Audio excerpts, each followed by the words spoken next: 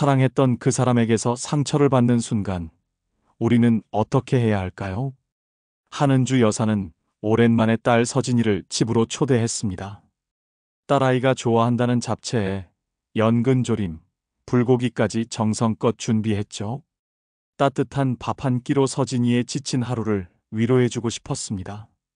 저녁 6시를 넘기고 7시가 넘어도 서진이는 오지 않았습니다. 걱정 반 기대 반으로 식탁 앞에 앉아 한참을 기다렸습니다. 문이 열린 것은 밤 8시가 다 되어서였습니다. 서진은 피곤에 찌든 얼굴로 들어왔고 식탁을 힐끔 쳐다보더니 툭 내뱉었습니다. 엄마, 누가 이런 거 차려놓으래? 나 엄마 반찬 질렸다고 했잖아. 그 말에 은주 여사는 말문이 막혔습니다. 그저 따뜻한 밥 한 끼 먹이고 싶었을 뿐인데 이렇게 돌려받을 줄은 몰랐습니다. 그렇게 서진은 피곤하다며 방으로 들어가 버렸고 쾅 닫힌 방문 소리는 은주 여사의 가슴에 그대로 내리꽂혔습니다. 사람은 가장 사랑하는 이에게서 가장 큰 상처를 받습니다. 자식의 말 한마디에 가슴이 철렁 내려앉고 눈빛 하나의 존재가 작아지는 느낌을 받기도 하죠. 내가 얘한테 이렇게 무시당할 사람이었나? 그런 생각이 스멀스멀 가슴 깊숙이 올라올 때 우리는 때로는 참기도 하고 때로는 화를 내기도 하고 끝내는 스스로를 탓하게 됩니다. 그런데 여러분, 더는 참지 마세요. 사랑이 존중을 잃는 순간 그것은 사랑이 아니라 종속이 됩니다. 오늘 영상에서는 부모를 무시하는 자식의 말 앞에서 절대 해서는 안 될 말, 그리고 꼭 해야 할 단 한마디, 도움을 주었는데 돌아온 게 원망뿐일 때 꺼내야 할 문장, 관계를 망치지 않으면서 자식을 멈춰 세우는 방법, 이 모든 것을 함께 나눌 겁니다. 지금부터 한은주 여사의 일상 속에서 우리가 어떻게 존중을 되찾을 수 있는지를 함께 풀어가 보겠습니다. 오늘 영상이 마음에 드셨다면 구독과 좋아요 눌러주세요. 여러분의 마음을 알아주는 좋은 콘텐츠로 계속 보답하겠습니다. 그 말, 친구한테도 그렇게 하니? 한은주 여사는 식탁에 남겨진 식은 반찬을 한참 바라보며 꼼짝도 하지 못했습니다. 손에 젓가락을 쥐었지만 한 번도 들어 올리지 못했습니다. 내가 뭘 잘못했을까? 생각은 자꾸만 같은 곳을 맴돌았습니다. 딸 서진이에게 따뜻한 밥 한 끼를 차려주고 싶었던 그 마음이 단순한 부담으로 짜증으로 되돌아온 이 현실이 은주 여사의 가슴을 웅크리게 했습니다. 입술을 꾹 깨물고 억지로 삼켰습니다. 사실 은주 여사는 방금 서진이에게 이렇게 말하고 싶었습니다. 내가 너를 어떻게 키웠는데 넌 어떻게 엄마한테 그런 말을 하니? 억울했습니다. 지금껏 흘린 땀과 눈물, 포기했던 시간들이 딸아이의 퉁명스러운 한마디에 송두리째 부정당하는 느낌이었으니까요. 하지만 은주 여사는 그 말을 꾹 참았습니다.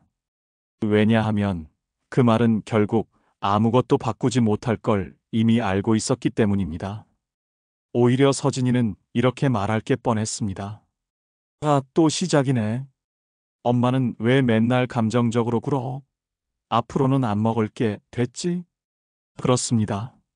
부모가 자식에게 가장 큰 상처를 받는 순간은 사실 자식이 무심하게 던진 말 때문이 아닙니다. 그보다 서운함을 표현했을 때 자식이 미안해하기는커녕 도리어 화를 내고 돌아서는 그 순간입니다. 왜 이렇게 되는 걸까요? 심리학에서는 이것을 도덕적 방어기제라고 부릅니다. 누군가 나의 잘못을 지적하면 우리는 미안해라고 곧장 사과하기보다 먼저 나도 힘들었어, 내 사정도 몰라주면서 하며 자신을 변명하게 됩니다. 그것이 인간 본능입니다.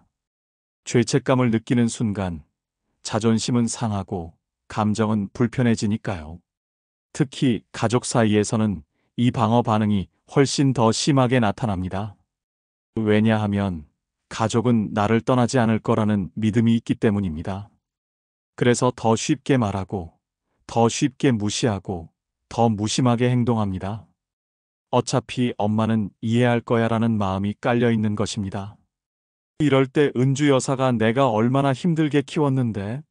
라고 말하면 서진이는 미안해하지 않고 오히려 방어막을 치게 됩니다. 또 과거 얘기야? 또 감정적이야? 그렇게 서진이의 마음의 문은 점점 굳게 닫히겠죠. 그래서 감정이 아닌 자각을 만들어야 했습니다. 은주 여사는 깊은 숨을 들이쉬었습니다. 그리고 서진이 방 앞에 다가가 조용히 문을 두드렸습니다. 서진아, 왜?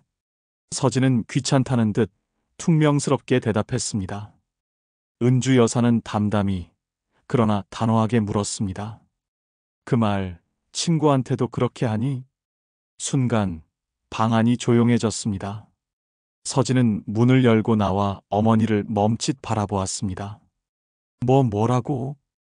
은주 여사는 시선을 피하지 않았습니다. 친구가 밥 차려줬는데도 누가 이런 거 차려놓으래. 지겹다고 그렇게 말해? 아니면 친구한테는 상처 줄까봐 그런 말 안 하니? 근데 왜 엄마한테는 그렇게 쉽게 말할 수 있어? 서진은 아무 말도 하지 못했습니다. 어색한 공기가 흘렀고 서진은 고개를 떨구고 방으로 다시 들어갔습니다. 문을 쾅 닫지 않았습니다. 잠시 후 다시 방문이 열렸습니다. 서진은 어색한 미소를 지으며 말했습니다. 엄마 나 오늘 좀 예민했나 봐. 미안해. 그 순간 은주 여사는 눈을 감고 조용히 고개를 끄덕였습니다. 바로 그것입니다. 부모가 자식에게 진정으로 바라는 건 거창한 성공도 돈도 아닙니다. 단지 존중입니다. 그동안 베풀었던 사랑이 무시당하지 않기를 바랄 뿐입니다. 그리고 그것은 억지로 얻어낼 수 없습니다. 감정의 폭발이 아니라 자각을 통해 스스로 느끼게 해야만 얻을 수 있습니다. 그 한마디, 그 말, 친구한테도 그렇게 하니? 이 질문은 자식 스스로를 멈추게 만듭니다. 그리고 깨닫게 합니다. 내가 사랑하는 사람에게 너무 쉽게 상처를 주고 있었구나. 은주 여사는 그날 울지 않았습니다. 화내지도 않았습니다. 그저 가만히 앉아 스스로 지켜낸 존엄의 조용한 승리를 마음속에 간직했습니다. 엄마가 해줄 수 있는 건 여기까지야. 한은주 여사는 아들 도윤을 누구보다 아꼈습니다. 남편 없이 홀로 두 아이를 키우며 살아온 지난 세월, 은주 여사에게 도윤은 늘 든든한 버팀목 같은 존재였습니다. 말수는 적었지만 책임감 있고 성실한 아들이었습니다. 가난해도 불평 한 번 없었고 동생에게도 늘 다정했습니다. 그래서 은주 여사는 늘 마음속으로 다짐했습니다. 우리 도윤이만큼은 잘 돼야 해. 그래야 내가 버텨온 이 세월이 헛되지 않아. 도윤이 대학에 붙었을 때 은주 여사는 기쁜 마음도 잠시 등록금 걱정에 밤잠을 설치기 시작했습니다. 새벽 도매시장에 나가 무거운 박스를 나르며 허리가 휘어졌고 낮에는 가게를 지키고 저녁에는 또 아르바이트를 뛰었습니다. 한 끼 제대로 챙겨 먹지 못해도 두 아이 밥은 굶기지 않겠다는 일념 하나로 버텼습니다. 그러던 어느 날 도윤이 조심스럽게 말했습니다. 엄마, 중고차라도 있으면 아르바이트도 하고 나중에 취업 준비도 수월할 것 같아. 은주 여사는 말없이 고개를 끄덕였습니다. 그 길로 오래도록 모아온 적금을 깼고 보험 하나도 해지했습니다. 마음 한구석이 불안했지만 아들을 위해서는 아깝지 않았습니다. 중고차를 건네받던 날 도윤은 말했습니다. 엄마, 진짜 고마워. 나중에 꼭 갚을게. 은주 여사는 웃으며 대답했습니다. 갚긴 뭘 갚아? 잘 살면 그걸로 갚는 거지. 그렇게 시간은 흘렀습니다. 도윤은 졸업 후 취업했고 결혼도 했습니다. 은주 여사는 전세금을 보탠다고 또 마지막 남은 노후 자금을 털어주었습니다. 그때도 말하지 않았습니다. 혹시라도 아이가 부담을 느끼지 않을까봐 그저 조용히 묵묵히 건넸습니다. 하지만 세월이 흐르면서 은주 여사는 어쩐지 마음 한편이 텅 빈 것 같은 느낌을 지울 수 없었습니다. 도윤이 결혼하고 아이를 낳은 후 찾아오는 일도 뜸해졌습니다. 연락이 오는 건 필요할 때뿐이었습니다. 그리고 며칠 전 도윤이 어머니를 찾아왔습니다. 표정은 어딘가 복잡해 보였습니다. 엄마, 이번에 작은 사업 하나 시작해 보려고. 점포도 알아봤고 초기 자금만 조금 부족해. 한 5천만 원 정도 도와주시면 될 것 같아. 은주 여사는 잠시 말을 잃었습니다. 그 큰 돈은 이제 정말 손대지 않고 남겨두었던 노후 자금이었습니다. 그것마저 내어달라는 아들의 말에 은주 여사는 가슴이 철렁했습니다. 조심스레 물었습니다. 도윤아, 지금 엄마가 가진 돈이 얼마나 남은 줄 알아? 도윤은 눈을 피하며 대답했습니다. 엄마, 그래도 그거 아직 남아있잖아. 엄마는 뭐 여행 가시나 뭐 하시나? 그냥 나 도와주려고 모아둔 거 아니었어? 그 순간 은주 여사는 숨이 턱 막혔습니다. 자식의 입에서 그렇게 가볍게 그냥이라는 말을 듣게 될 줄은 몰랐습니다. 그 돈은 결코 그냥 생긴 게 아니었습니다. 하루하루 허리를 굽히며 모은 땀과 눈물, 외로운 밤을 참아내며 모은 것이었습니다.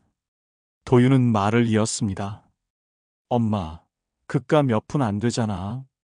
도와줄 수 있잖아. 엄마는 아직 건강하시니까 몇 년 더 일하면 다시 모을 수도 있어.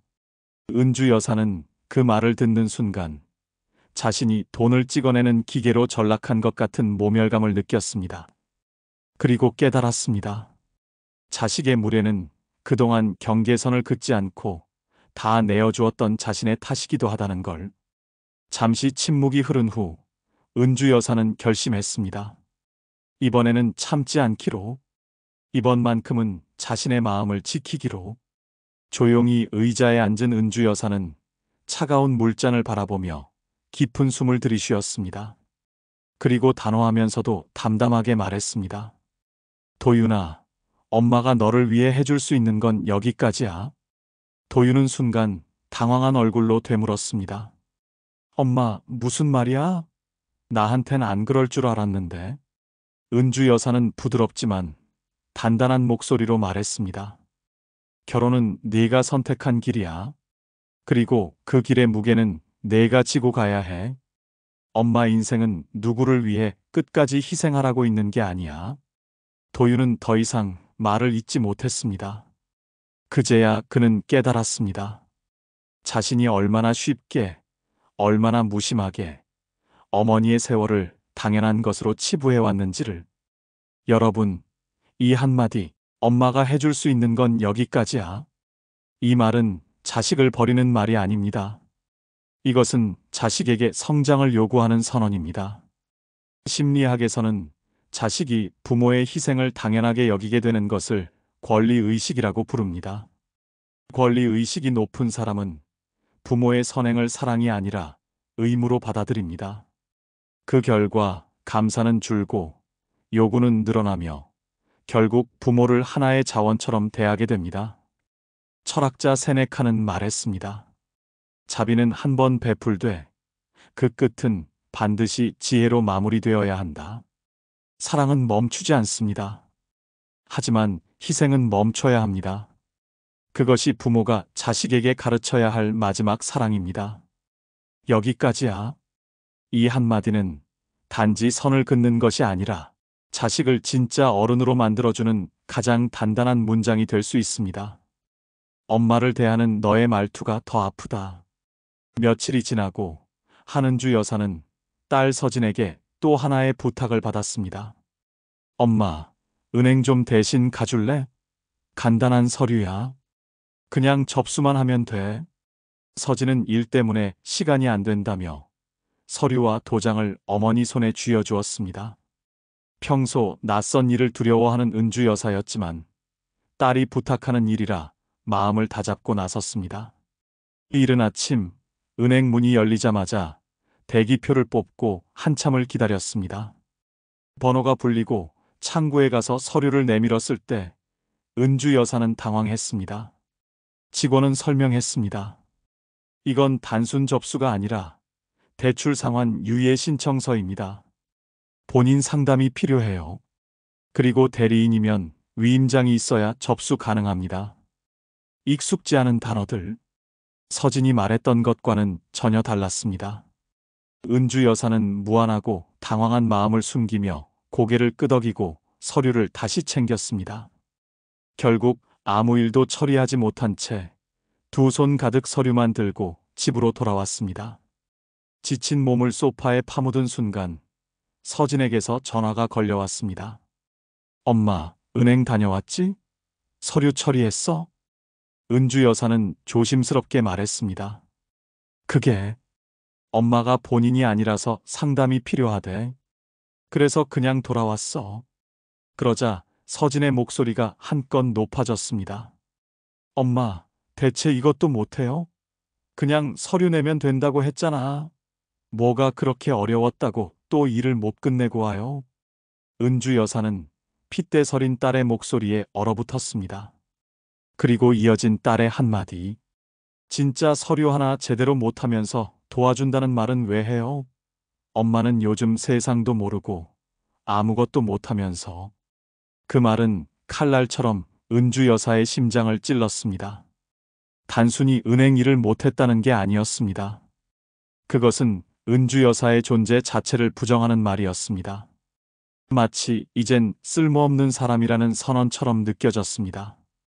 은주 여사는 핸드폰을 내려놓고 한참을 멍하니 앉아 있었습니다. 창밖으로 어둑해진 하늘이 보였고 텅 빈 방 안에 자신의 심장 소리만 들리는 것 같았습니다. 내가 이렇게까지 무시당할 사람이었나? 그 질문이 머릿속을 맴돌았습니다.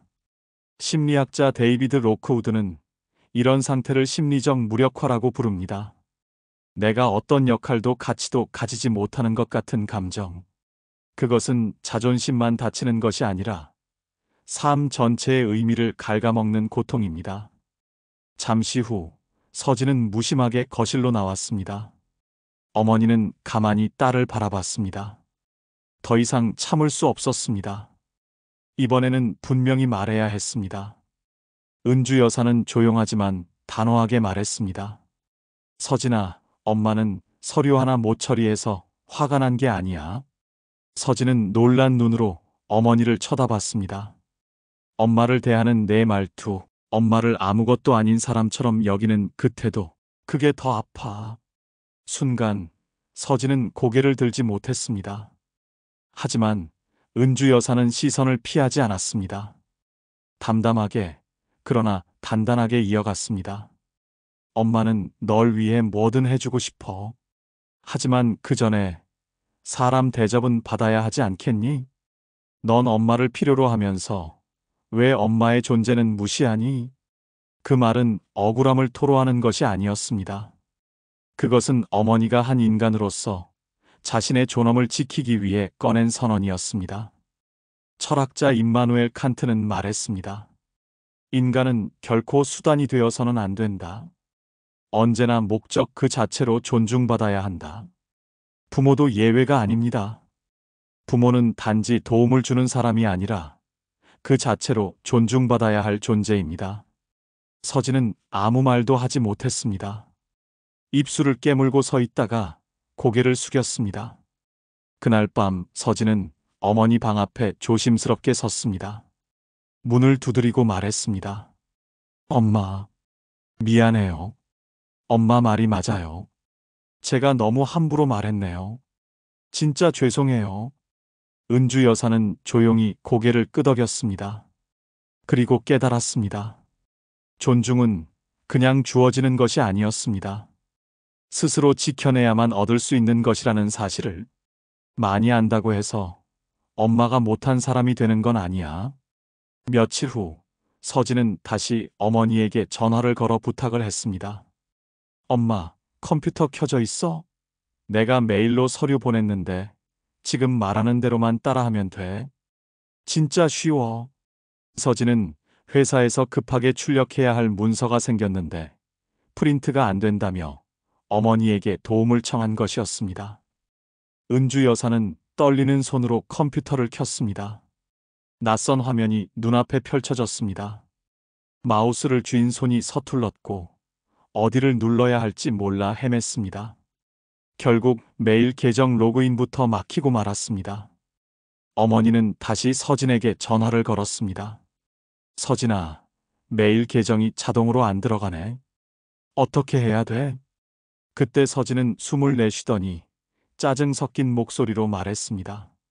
아, 진짜 엄마. 이런 것도 못해? 엄마한테 뭘 좀 부탁하면 내가 스트레스야. 그냥 스마트폰 하나 다루는 것도 버거워하면서. 그 말에 은주 여사는 멍해졌습니다. 마치 뒤통수를 맞은 것처럼 정신이 아득했습니다. 서진의 말은 단순히 컴퓨터를 못 쓴다는 지적이 아니었습니다. 그것은 엄마는 이제 아무것도 못하는 사람이라는 선언처럼 들렸습니다. 기술을 모른다는 이유 하나만으로 은주 여사의 모든 삶과 가치가 부정당한 듯한 느낌이었습니다. 손에서 마우스를 내려놓은 은주 여사는 한참을 조용히 있었습니다. 그리고 깊은 숨을 들이쉬고 아주 조용히 그러나 단호하게 말했습니다. 서진아, 엄마는 내 부탁을 들어주고 싶어서 컴퓨터를 켰어. 못하는 게 아니라 모르는 거야. 모른다고 해서 무능한 게 아니야. 그걸 알려주면 되는 거고, 모른다고 사람 자체를 무시하면 안 되는 거야. 서진은 잠시 말이 막힌 듯 조용했습니다. 어머니의 목소리는 화가 섞이지 않았습니다. 원망도 서운함도 억지로 감춘 게 아니었습니다. 그저 있는 그대로 차분히 전해졌습니다. 그리고 은주 여사는 마지막 한마디를 덧붙였습니다. 서진아, 내가 나보다 조금 더 많이 안다고 해서 엄마가 너보다 못한 사람이 되는 건 아니야. 그 말은 칼처럼 서진의 가슴에 박혔습니다. 서진은 그제야 얼굴을 붉히며 숨을 들이쉬었습니다. 엄마, 미안해요. 제가 너무 예민했어요. 다시 천천히 설명해 드릴게요.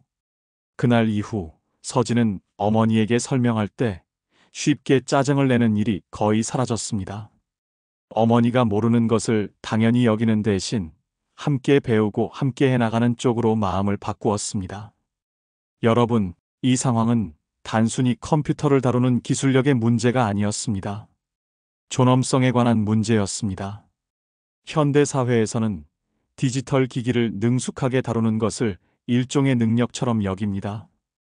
그래서 젊은 세대는 종종 이 기술 능력을 기준으로 부모를 평가하려 들기도 합니다. 왜 이렇게 느려?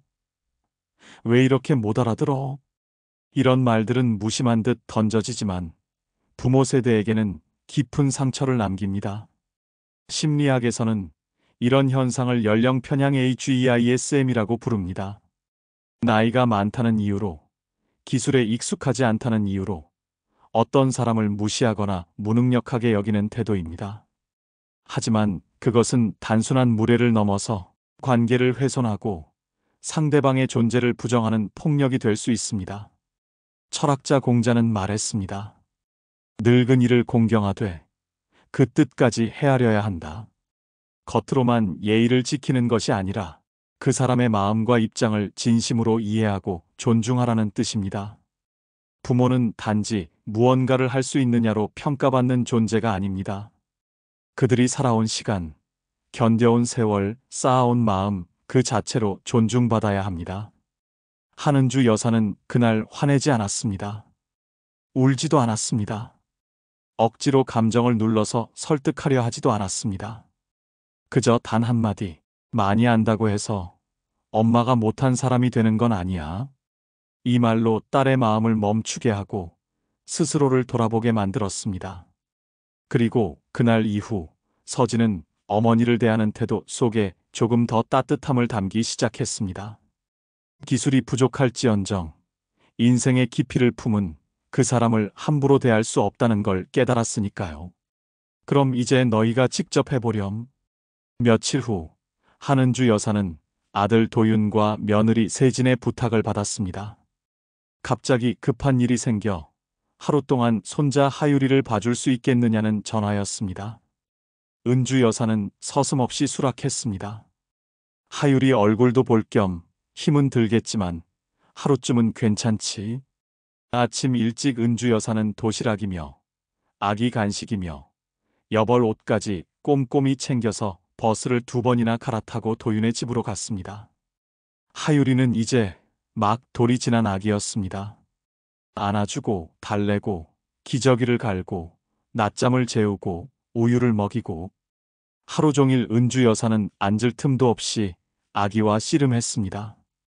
점심시간이 지나자 하유리가 칭얼거렸습니다. 밥이라도 먹이고 재워야겠다 싶어 은주 여사는 서툴지만 정성껏 이유식을 만들어 먹였습니다. 그렇게 낮잠까지 재우고 나니 어느새 해가 저물어 있었습니다. 저녁 무렵 도윤과 세진이 퇴근해 집으로 돌아왔습니다. 문을 열고 들어온 둘은 잠깐 웃으며 인사했지만 곧 식탁 위를 둘러보던 도윤이 얼굴을 찌푸렸습니다. 엄마, 애한테 이렇게 이유식 먹이면 안 돼요. 요즘은 알레르기 단계 맞춰서 하나씩 천천히 먹여야 한다니까요. 은주 여사는 깜짝 놀랐습니다. 내가 뭘 그렇게 잘못했나? 고개를 숙이고 있는데 세진이 덧붙였습니다. 그리고 낮잠도 너무 오래 잤나 봐요. 이러면 밤에 잠 안 자요.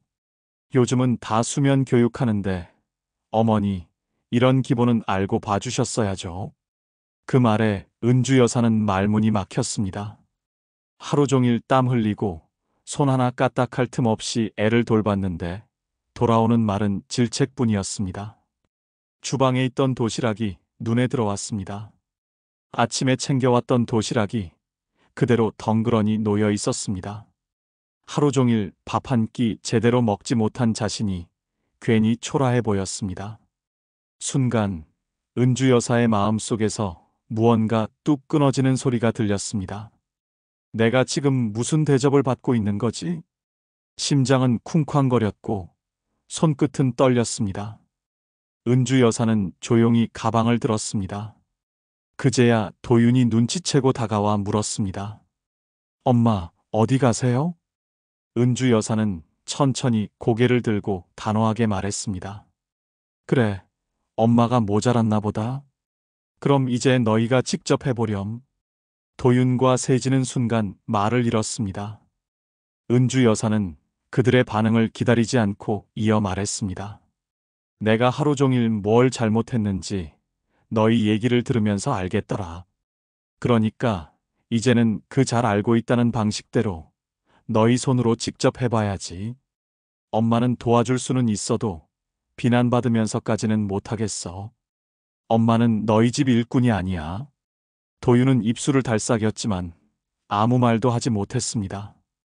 세진 역시 고개를 떨궜습니다. 은주 여사는 가방을 들고 집을 나섰습니다. 밤 공기가 싸늘했지만 마음은 이상하게 편안했습니다.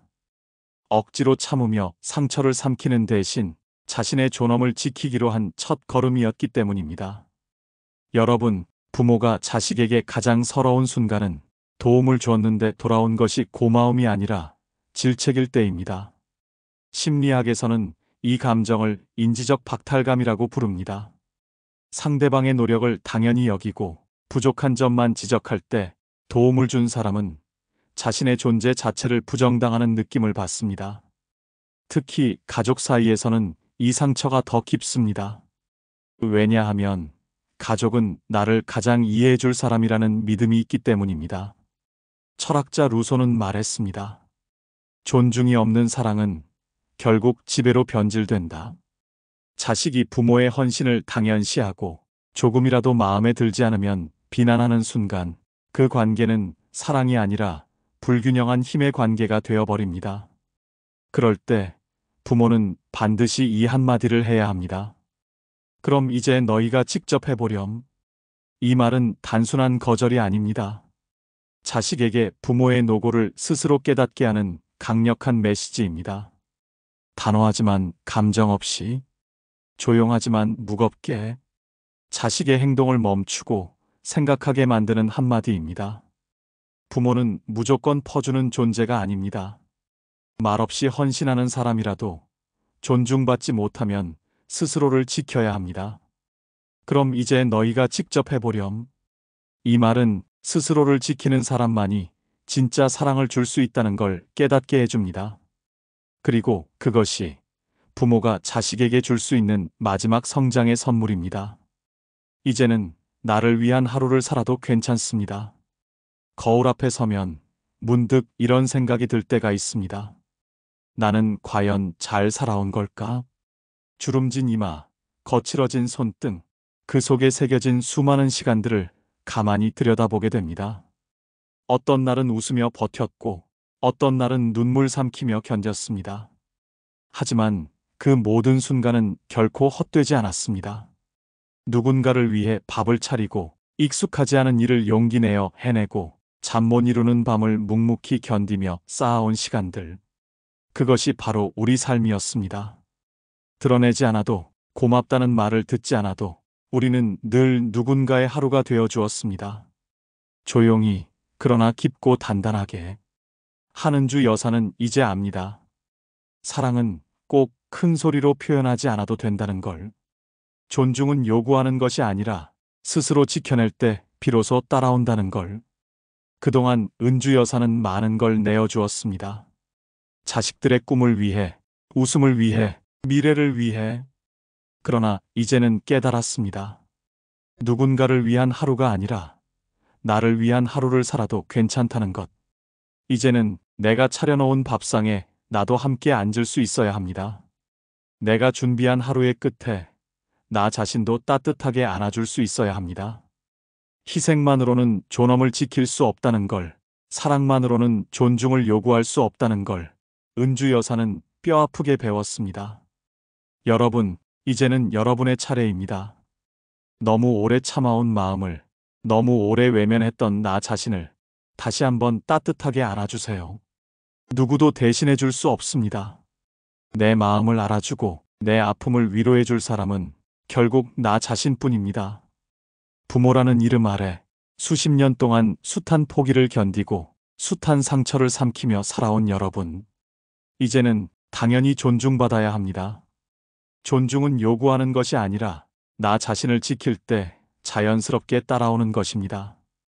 어떤 부탁을 거절했더라도, 어떤 무례함 앞에 침묵하지 않았더라도 여러분은 결코 나쁜 부모가 아닙니다. 오히려 진정으로 자식을 사랑하는 방법을 선택한 것입니다. 스스로 존엄을 지키는 모습을 보여줌으로써 자식에게도 인간으로서의 존중을 가르친 것입니다. 심리학자 브레네 브라운은 말했습니다. 자존감은 사랑받을 자격이 있다는 믿음에서 시작된다. 여러분은 사랑받을 자격이 충분합니다. 존중받을 가치가 넘치게 많습니다. 그러니 이제는 조금 더 여러분 자신을 사랑해 주세요.